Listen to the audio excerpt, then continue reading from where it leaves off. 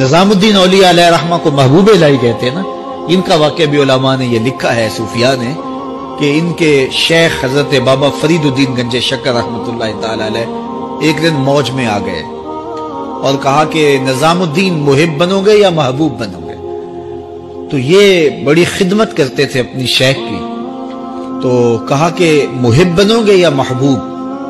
تو کہا حضرت اگر اجازت ہو تو اپنی ماں کو نہ پوچھاؤں. اللہ اکبر! ان لوگوں کی مائیں بھی تو صاحب حال ہوا کرتی تھی. تو کہا کہ اگر اجازت ہو تو اپنی ماں کو نہ پوچھاؤں کہ محب بننا ہے یا محبوب بننا ہے؟ کہا جاؤ تمہیں اجازت ہے. تو گھر کی طرف روانہ ہوئے. ایک آدھ دن کا سفر کیا. راستے میں ایک فقیر تھا مجذوب، جو راستے میں بیٹھا تھا، حالت اس کی عجیب سی تھی. تو یہ سلام کر کے گزرنے لگے تو وہ مسکرا کے بولا محب بنو گے یا محبوب؟ تو حیرت زدہ ہو گئے کہ اسے کیسے پتا چل گیا، یہ تو میرے شیخ کا اور میرا راز ہے. تو رک گئے. کہا کہ حضرت اگر آپ بتا دیں تو بہت اچھا ہو. کہا نہیں نہیں، ماں سے پوچھو، جو وہ بتائے گی وہی بن جانا، اور اگر ماں نے نہ بتایا تو کل آ جانا، اسی وقت یہاں ملاقات ہوگی، پھر میں بتا دوں گا. خیر چلے، رات کو پہنچے، والدہ کی خدمت میں سلام پیش کیا، پاؤں دبائے اور کہا کہ شیخ موج میں آ گئے اور کہا محب بنو گے محبوب بنو گے؟ تو میں نے کہا ماں سے پوچھ لوں.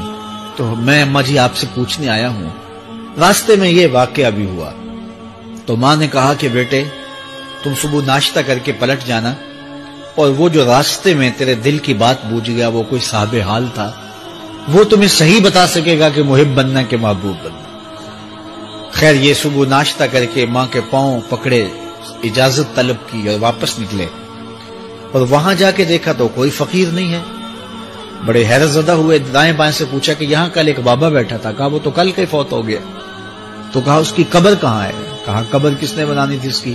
وہ گندگی کے ڈھیر پہ لوگوں نے پھینک دیا.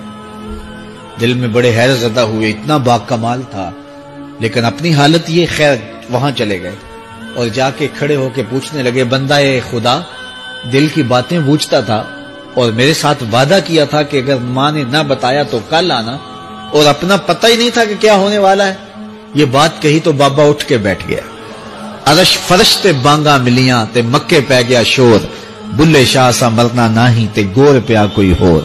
ہاں اٹھ کے بیٹھ گیا اور کہا کہ نظام الدین محبوب بننا محب نہ بننا.